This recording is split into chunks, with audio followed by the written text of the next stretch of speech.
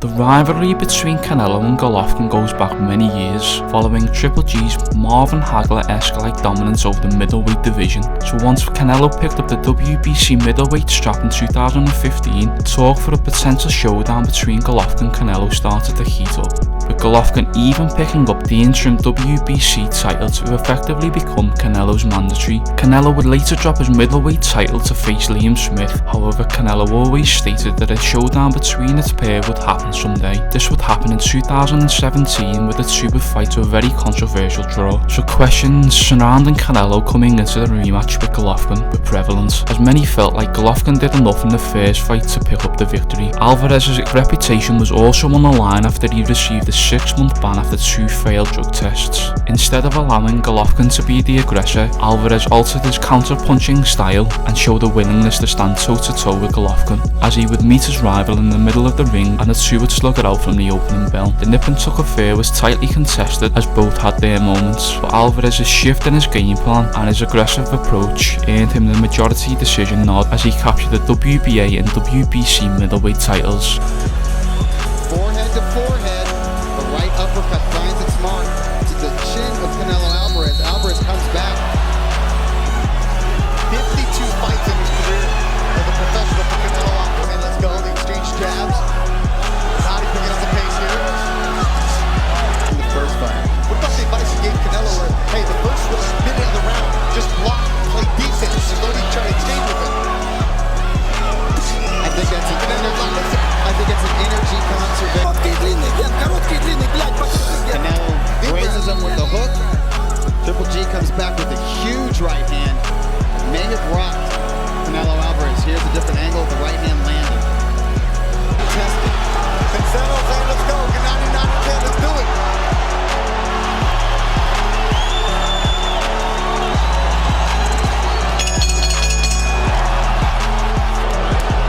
Judge Dave ready, and Steve Weisfeld have it 115-113. Your winner by majority decision, and new.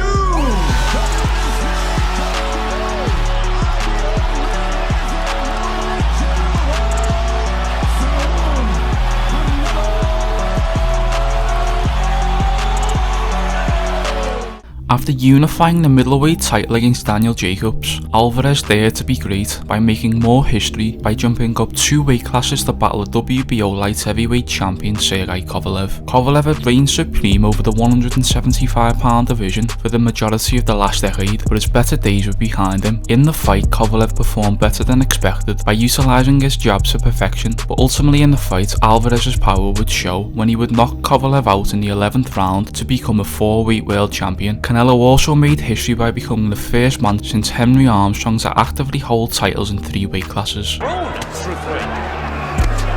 Wicked body, Alvarez. Enough with those stunning shots. Agree with that. I'll always ask you. That way, when you go to a decision, people aren't outraged. That's because you vehemently disagree for a variety of reasons. Well, right hand landed cleanly is a clean. Here comes Canelo. Landed that hook. Right angle of Sergey Kovalev. A couple of minutes ago. It's pretty clear cut. Easy to see his shots. Traditional, straight up the middle.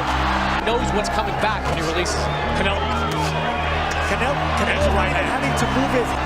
Kovalev's not even committing to the. There it is. Kovalev's hurt. Kovalev's down. Kovalev's out. It's over. That fast. There's 5th here. Canelo is the light heavyweight champion of the world.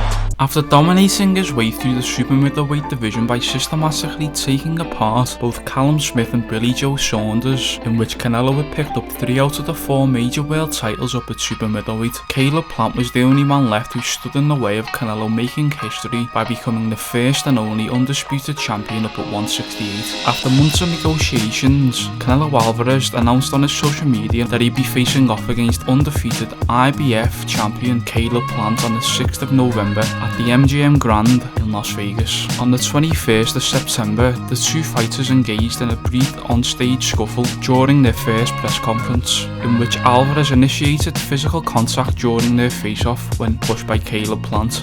When it was too late, that's when they found out, and that's exactly when you're gonna find out. Mark my words.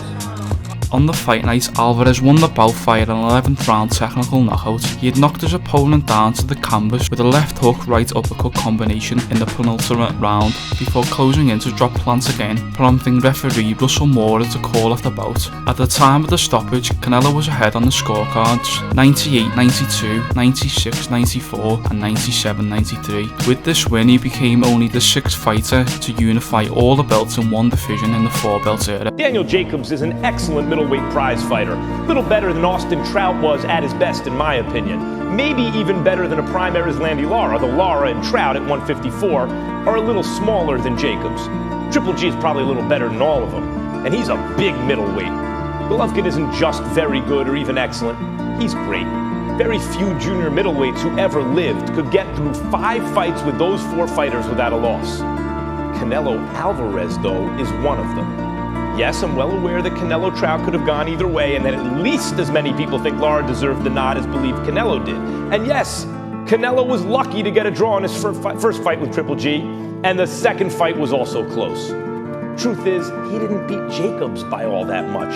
So sure, he certainly seems to get the benefit of the doubt from the judges. But you know what? I thought he beat Trout and Jacobs close. Yes, I thought he beat Lara too. Thought if anyone deserved the decision in the Triple G rematch, it was Canelo.